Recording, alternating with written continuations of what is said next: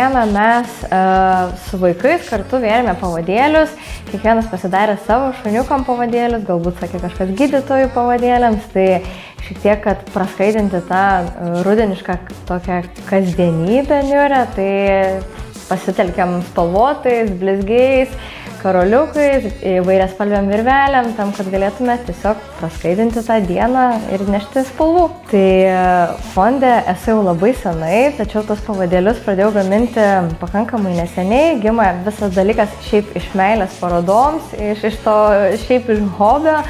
Ir kuomet vieną vakarą sėdėjau, pati gaminau tos pavadėlius, pagalvojau, kad kodėl nesugalvojus tą pačią perteikti vaikam. Tai paprastai šie pavadėliai yra skiriami šunim dalyvaujantiems parodose.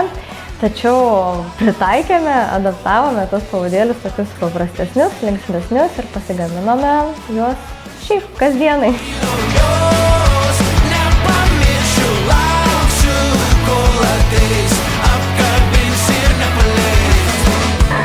Tai labai skatinu prisėsti prie Rimanto Kaukėno paramos fondo veiklos, padėti praskraidinti vaikam tą dieną, tiesiog sugalvoti, kaip tas veiklas, kurias darote kasdien, pritaikyti tokiose situacijose ir galbūt tai jiems bus tiesiog tas dalykas, kas bus kažkas naujo ir inovatyvaus.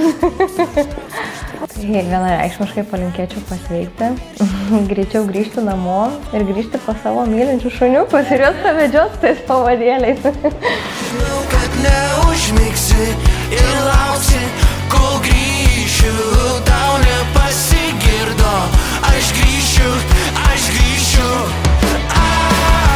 nepasiklydau jos, nepamiršiu, lauksiu, kol ateis, apkabins ir nepaleis, aš nepasiklydau. Ačiū, kad esate su mumis. Kartu tampame viena širdimi, kuri keičia pasaulį.